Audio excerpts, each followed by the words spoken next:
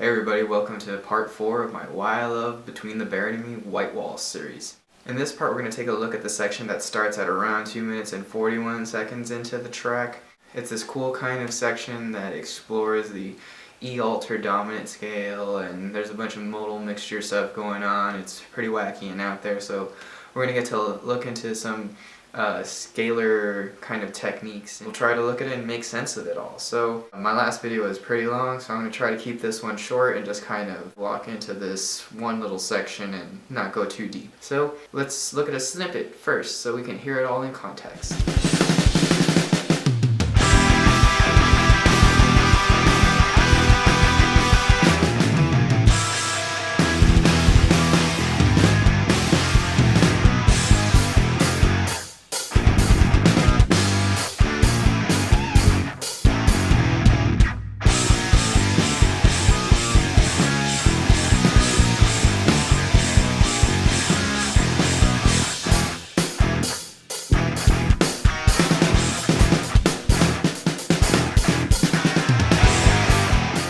Because this section deals with a lot of out there sounds and it's not really in E minor or E major, we're not really going to be able to do a harmonic analysis that's going to have a lot of credibility. At least I won't be able to, because we have that E diminished chord as our kind of home base, and that's not a lot of stability in there, you know, even like writing a Locrian or whatever, you know. We have that diminished kind of thing, and we're going to look more into the techniques involved in this section and kind of what chords may or may not be implied, but we won't really be able to see the harmonic progression in this track. So let's go ahead and dive right into it. Okay, so we're going to start off by taking a look at this E altered dominant scale kind of inspired riff that follows the harmonized E minor chug part that has those E power chords in the back and those harmonizing octaves. So it's all straight up E minor, so I'm not going to look into that. So we're going to start off on this first measure that's kind of an A minor thing with that B flat, which is the flat 5. So we have something like this. This can kind of be seen as a 4 chord, which would lead us to either a 5 chord or back to the minor 1 chord. So we can kind of see it as wanting to lead back to the E. This leads us to this E diminished power chord thing, and that's where we kind of start the exploration of all of this E altered dominant stuff. So we have this short 2/4 measure to kind of introduce us into the rest of the riff. So we start off with just straight up eighth notes, and we're doing that E diminished power chord. So we got... Then we start getting more rhythmically involved with that first 4/4 measure that leads us into the real exploration of everything. So we have this.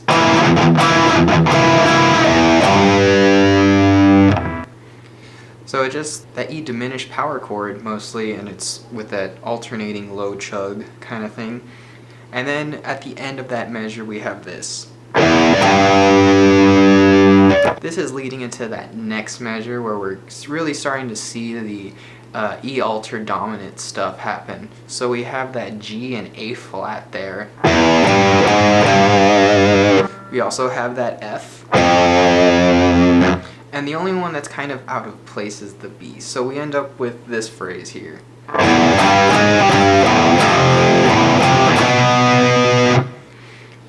We can kind of see that B power chord as, you know, okay, this is the 5. It can lead us back to the 1, right? So I'm not sure if that's what it's really intended to be, but we can kind of see it like that. So we have that B power chord going into an E power chord. So we got... Sounds great, 5 to 1. Pretty normal stuff. Even though that B isn't in the altered dominant scale, we can kind of just use it as that 5, kind of anywhere really, as a kind of transition point to just lead us back to the 1 chord. So in this next measure, we have that regular E power chord. And on all of our downbeats, we have notes that are inside of the altered dominant scale. We can even see it as a Phrygian kind of thing too, but I think we're going to stick with the altered dominant kind of view for all of this stuff. So we have this riff here. So we have these kind of weird inverted power chord things where it's, you know, I guess you could say they're fourths, I guess. That next chord is this here. We have that C sharp or D flat and that A flat. So I'm going to see it as a D flat really. And it goes right into a G and C kind of thing. So we got this. The G and C are both inside of the altered dominant scale, so I think it's safe to call it like that. So we got that, which is on our downbeat. Then we go into the F on our next downbeat. So we got this.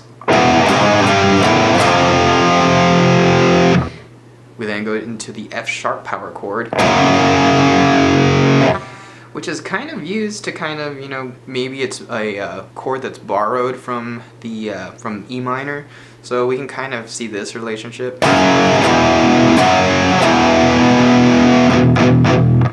It could even be, a 5/5 thing. So we could hear it as wanting to go to the B next. But it's also chromatic, so I'm not going to pay too much attention to it really, but it kind of pauses right after that. On our next downbeat, we have a rest. So it's kind of to give us this kind of ambiguous feeling in this riff. Then we have this really cool fast run that's just all notes pretty much from the altered dominant scale. So we start off on that B flat and we kind of go down the scale. We got B flat, A flat, G, and F. And then we start ascending up the scale, and then we end on that B natural. That B natural, again, is that 5 notes, so it almost feels like we could go back to, a regular E minor thing. But we don't. We continue going into this kind of E altered dominant thing, so it's kind of a deceptive tool that they kind of use in this riff. So after that B natural, we go into this G diminished kind of power chordy thing. We got basically 2 power chords stacked on top of each other. We have that G and that D flat in there. This is a cool, interesting chord because if we were to put that third in there, we would have that diminished triad. And then if we wanted a fully diminished chord, we would have that E natural in there.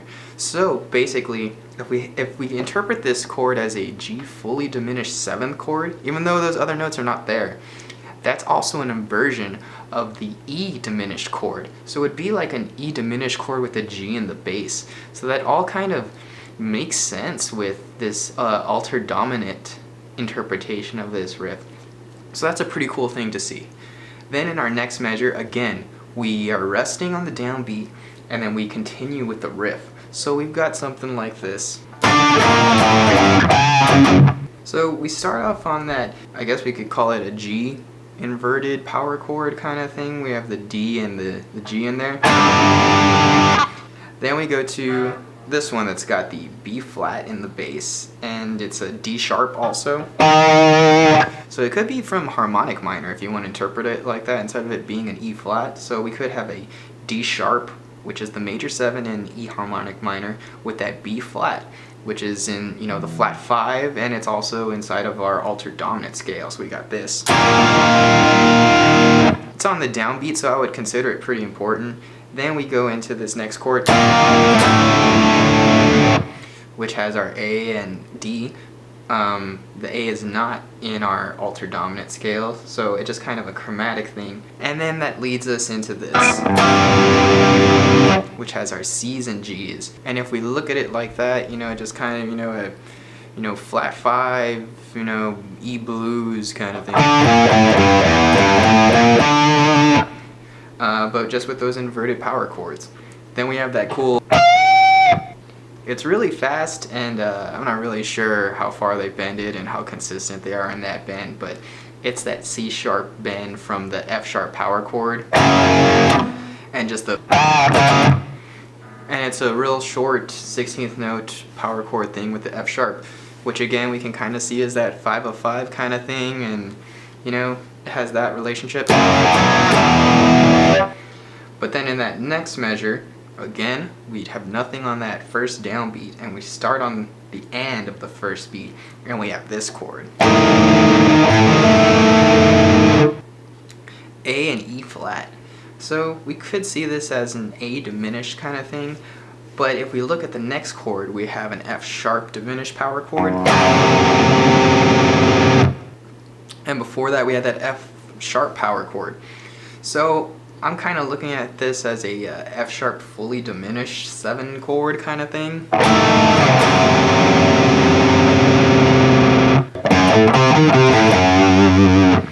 That then leads us into this E diminished power chord thing.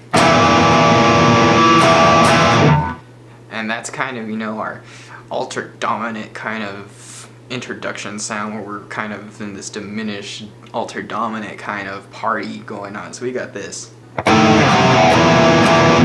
And the rhythm is and to and, rest on that 3, and then E on that 16th note kind of thing. I think there's a snare hit from the percussion on that 3rd beat, so you kind of are continuing the phrase from the drums. That then leads us into that next measure, where we're kind of really mixing things up here. We start off on what I'm kind of looking at as kind of a B minor kind of phrase. So we got this. Everything's pretty much in B minor except for that B flat, which is, you know, I could see that as a passing tone. So we're kind of setting this kind of, you know, home bass, this artificial home bass coming from all of these diminished power chord kind of things. So we got this. Then in that last beat, we have this figure. I'm kind of looking at it as a Phrygian kind of thing because of that B natural. We can kind of see that B natural as that relationship that we've been seeing before, where it just kind of wants to go back to the E anyways, so it's not really within a scale, it's just kind of serving a kind of functional kind of function, you know, kind of that 5-to-1 thing, but I'm kind of thinking of it as Phrygian going into that E altered dominant kind of thing, since they have some notes that are similar. We're looking at that last beat as something that's going to continue into the next measure, so we have this. So an E Phrygian kind of going to the E altered dominant thing, or we can kind of see that B as having just that 5 functionality kind of thing. And it kind of has this symmetry in the measure. So there's a lot of ways to kind of look at that. The chord that's really kind of out there, and I really don't know what it is, but it really has this kind of pull to it. So we have that C sharp power chord or D flat power chord, not sure how you want to see it. I'm kind of reaching and I'm kind of thinking it's an A major 7 kind of thing. So an E major, that would be the 4 chord, the 4 major 7 chord, and that kind of has, you know, predominant functionality. There's just no A in there. We have a C sharp and a G sharp. So if we were to have that A major sound,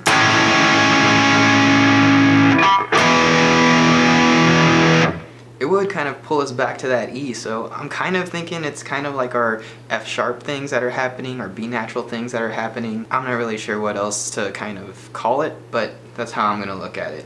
So either way, we then go into the rest of that measure, which has this figure. Power chord versions of that previous figure from before, but the rhythm's different and now we have power chords. And then we go into a repeat of that entire section we just kind of played. So we have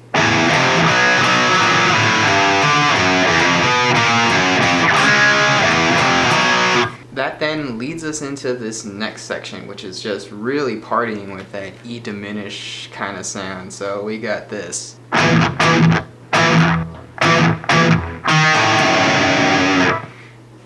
And the rhythm is kind of, you know, wonky and stuff. So we got 1, 2, and then on the end of 3 in that first measure. So we got.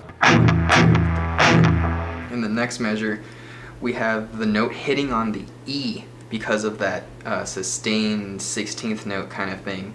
So we have that rest on that first beat, and then the rest of the measure kind of continues. Then we go into this F sharp diminished kind of thing. It's harmonized with the second guitar part. We have, and the second guitar part has this figure here. So we have F sharp, C, and A in the second guitar part, and then in the first guitar part we have E flat, A, and F sharp. So all these notes are inside of that F sharp fully diminished 7th chord. So again, from our previous video, that was used to have that dominant functionality to lead back to the E. So even though we're not going into an E minor thing, it kind of wants to lead back to the E minor, and this diminished feel kind of just continues with this kind of confused state of we're not really sure where we're at. That then leads us back to the beginning of the riff. So we got that part coming back again, and the repeat is there. So that's pretty much it. Alright, thanks for checking out part 4 of my Why I Love Between the Buried and Me White Walls series. I was trying to make this one a shorter video compared to the last one because the last one took a long time for me to work on. This is probably going to be the last one for October. I've been trying to release a video every month, and this month I've been able to do 4, so I'm pretty excited about all that. November is going to be pretty hectic with Thanksgiving and traveling, and school's going to pick up again, so I'm probably going to slow down in November. I'm going to try to release one video at least. It might not be Between the Buried and Me related, but I'm going to come back in December, and hopefully I'm going to continue with this series. I do want to get through the entire song, all the highlights for, start to finish. I'm trying to go in chronological order. I'm skipping around to the pieces that I like the most, but if I've skipped out on a section that you really like, please let me know, and maybe when we get through the entire piece, I can go back and kind of analyze that one section, or if you like any other Between the Buried and Me tracks, let me know. Also, if I've mentioned a section that comes out earlier in the album, let me know so that way we can go ahead and kind of compare it to what it sounds like earlier in the album. I'm trying to keep track of all of this, but there's so much going on, I'm definitely going to miss something. Let me know if you have any questions on any of the terms that I use. I don't really go into too much detail. It's not really a lesson. A lot of the stuff that I mentioned will just kind of pass through. Yeah, so check out all my various social media profiles. I have links in the description. Please give me a thumbs up and subscribe to the channel so that way you can keep up with everything I'm going to post up, because there will be more Between the Buried and Me stuff for White Walls. I'm going to try to finish the entire song like I said. And until then, see ya! Alright, thanks for checking out part 4 of my Why I Love with